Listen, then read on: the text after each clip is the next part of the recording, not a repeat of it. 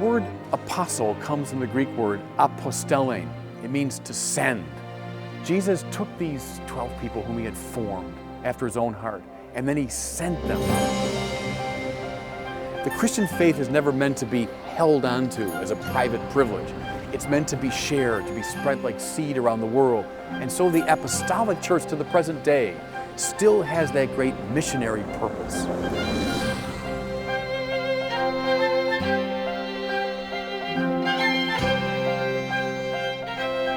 The God that Jesus consistently proclaimed is a God of tender mercy, a God of gracious love, whose very nature is to give.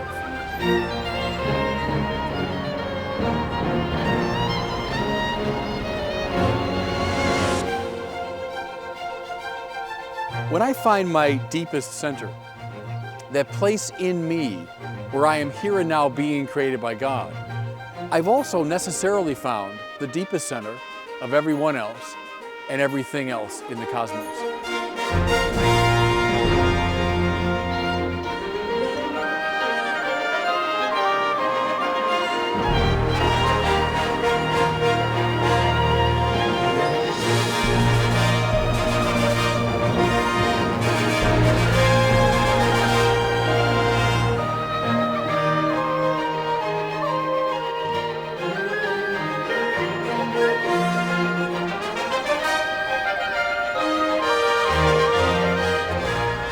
June 2nd, 1979, John Paul II said Mass here in Victory Square. He preached and he spoke of God, of freedom, of human rights. The crowd began to chant, "We want God, we want God."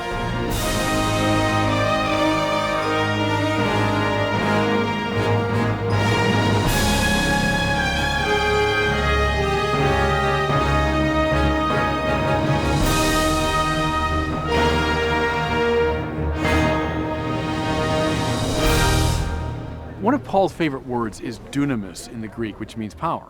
Dynamite comes from that. And the gospel he keeps saying is dunamis.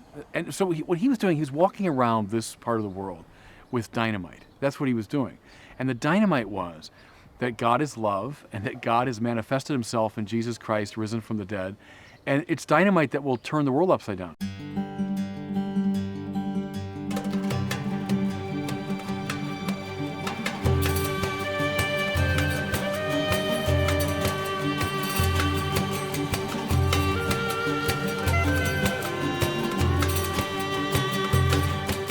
Here's the peculiar thing about Christianity. The gospel hinges upon it.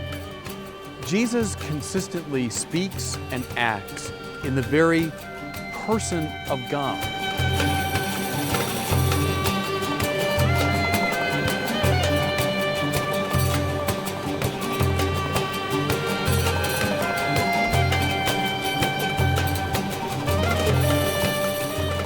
One day in a hovel in the little nothing town of Nazareth, an angel appeared to a young Israelite girl, perhaps no more than 14 or 15, and they had an extraordinary conversation.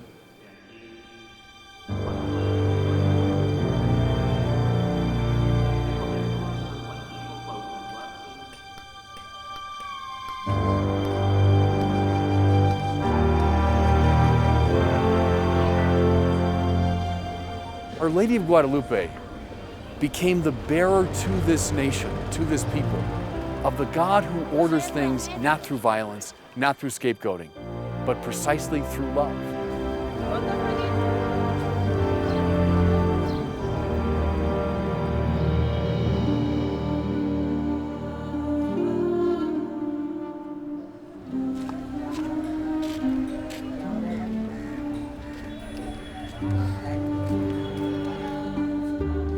In the first weeks and months of her new life, Mother Teresa experienced bouts of discouragement and loneliness. But she persevered, and so many of Mother Teresa's former students came to join her here in the slums of Calcutta.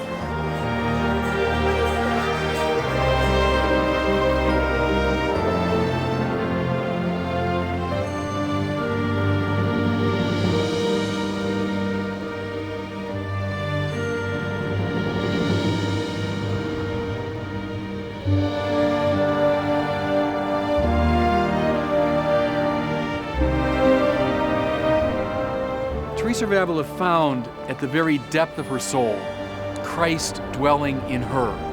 And she found that to be a castle. To be grounded in Christ, she realized, was to be grounded in that very power which here and now creates the cosmos, that power which lies beyond the vagaries of space and time.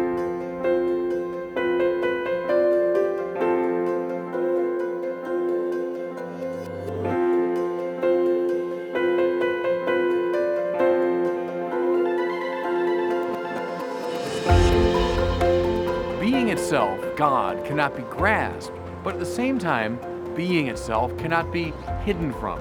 God insinuates himself into every nook and cranny of what he's made.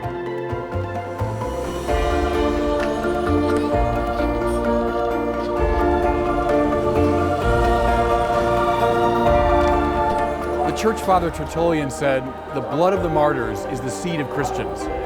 Is that true in this case? You tell me.